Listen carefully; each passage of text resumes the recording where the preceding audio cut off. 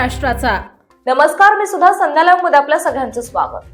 संसदेचे अर्थसंकल्पीय अधिवेशन आजपासून सुरू होत आहे. राष्ट्रपती द्रौपदी मुर्मू यांच्या अभिभाषणाने या अधिवेशनाची औपचारिक सुरुवात झाली. त्यानंतर येत्या 1 फेब्रुवारी रोजी केंद्रीय अर्थमंत्री निर्मला सीतारामन लोकसभेत सलग 9वा केंद्रीय अर्थसंकल्प सादर करणार आहेत.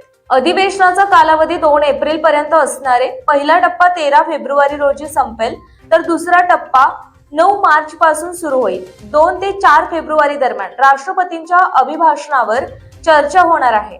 28 जानेवारी ते 1 फेब्रुवारी या कालावधीत दोन्ही सभागृहांमध्ये शून्य प्रहर होणार नाही, अशी माहिती देण्यात आली. या अधिवेशनात सत्ताधारी आणि विरोधकांमध्ये तीव्र खडाजंगी होण्याची चिन्हे आहेत.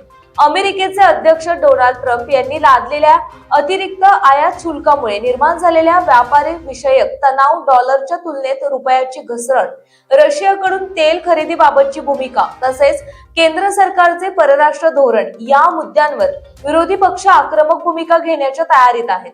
याशिवाय वायू प्रदूषण, मनरेगाच्या नावात करण्यात आलेले बदल, शेतीमालाचा हमी भाव, जम्मू काश्मीरला पूर्ण राज्याचा दर्जा, बेरोजगारी, मतचोरी आणि एकूण आर्थिक स्थिती या विषयांवरही सरकारला जाब विचारला जाण्याची शक्यता आहे. विरोधकांनी सर्वपक्षीय बैठकीत जी रामजी SIR आणि जी रामजी कायदा संदर्भामध्ये या संदर्भात पुन्हा चर्चा करण्याची मागणी केली होती. मात्र संसदीय कामकाज मंत्री किरेन रिजिजू यांनी ही मागणी फेटाळत संसदेत पारित झालेल्या कायद्यावर आता मागे जाणे योग्य नसल्याचं स्पष्ट केलं.